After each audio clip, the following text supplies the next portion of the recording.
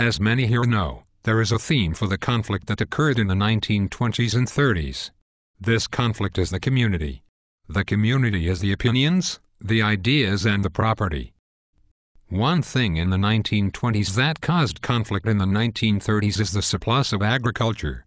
The surplus of crops caused farmers to overuse the soil. The soil was deprived of its nutrients. It then caused the Dust Bowl in the dirty 30s. This links back to the community because the community was the ones who didn't put enough care into their crops and soil. Next, stocks were high, so many people were buying.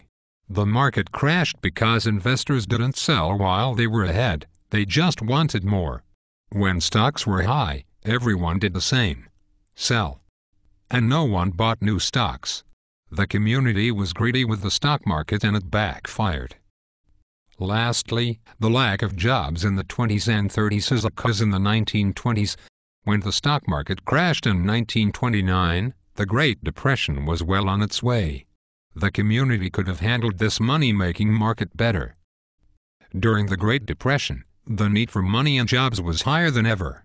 Again, the community caused conflict in the 1920s and 1930s.